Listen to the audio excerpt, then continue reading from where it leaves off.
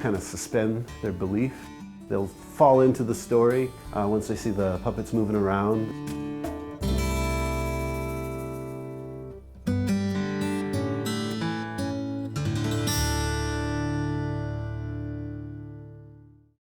I'm Robert Armstrong. I live in Winona, Minnesota. I am a master puppeteer.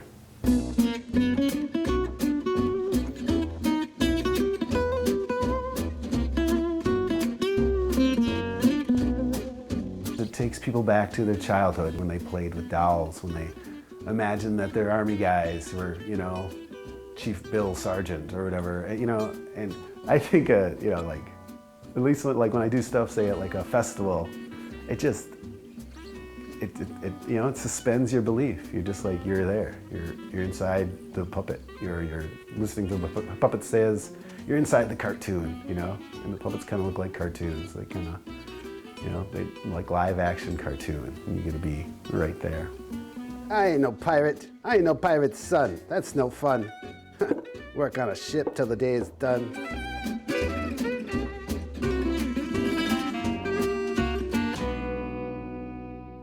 When I was pretty young, I bought a antique puppet. It was pretty old. He was a little frog. I was busking on the streets in Madison, Wisconsin, and it sort of was my livelihood. $5 or $6 a day dancing the puppet, and it was pretty fun, to do it. But he fell apart, and so since that was my bread and butter, I fixed him, kept him going, and that kind of got me into the engineering of puppets, of marionettes, and that kind of led to what I do now.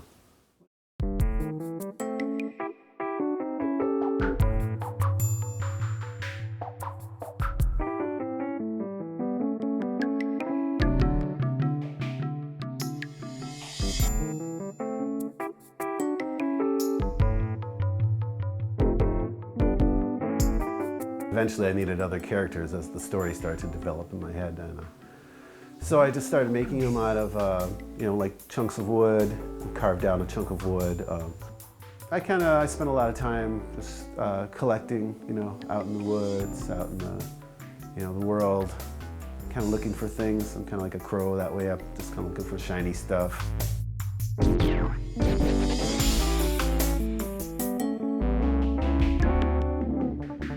I'll just build like whatever inspires me at the moment. Sometimes I'm working on a show and I'll do everything I can to not build something for the show, but I'll build other stuff. Like working on Huckleberry Finn, I built like a little robot, like this big out of just found trash. And it's like, this is fun, but I mostly just did that to kind of avoid working on what I had to work on.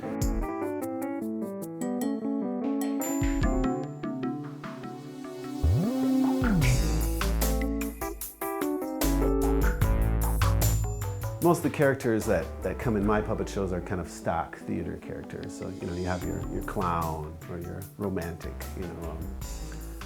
your lady in distress. Everything's kind of, archetypes of what you'd see on a regular theater, but kind of bust it down. And they're a lot easier to work with than actors.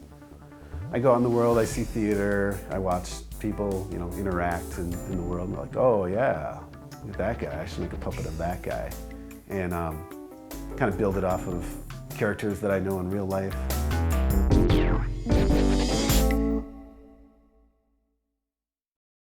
Dr. Bob's Puppet Show. Gather around, folks, right in front, plenty of seats available. Step right up, right this way at the Bazaar. Dr. Bob's Puppet Show, Huck Finn. Ladies and gentlemen, grab your seats now. It's a great way to tell a story. I just look for inspiration, reading books, watching cartoons. A good puppet show is like a great cartoon in a lot of ways. There looks like a young squirrelish guy that loves puppet shows. Come, step right up, sir. Bazaar, right over here. Just doing it over the years, trying different subjects. Ooga booga, ooga booga. And so I just kind of go through the stories. I rewrite the story so it fits in the puppet world, chop it down and make it into something that's going to be dynamic enough for people to enjoy. There's a place in France where the naked ladies dance, and if you go there, you will lose your underwear. The show is Huckleberry Finn, The Adventures of Huckleberry Finn by Mark Twain, loosely adapted and stretched by me.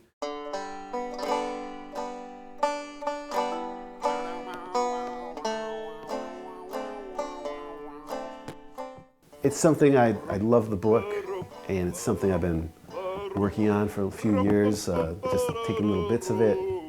And I live on the Mississippi. Their adventures on the Mississippi, it all ties in.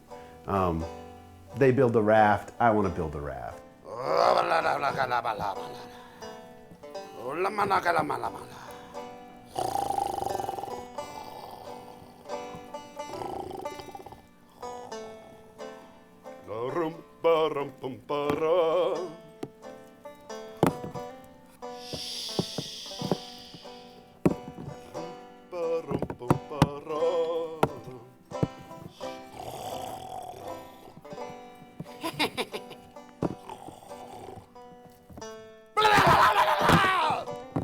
What are you doing, Huck Finn?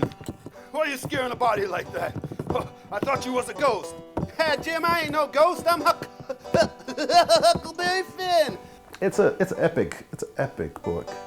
So I have tons of source material for years, you know, to pull out just little 2 pages of the book and make it a puppet show is more than enough, you know. And so I have 3 episodes written so far, and it barely even skims over what happens in the book. I am Jim the Zombie. Now I'm going to have to use reverse hypnotism. I am unhypnotized. And so concludes part 1 of Huckleberry Finn. We'll see y'all next time.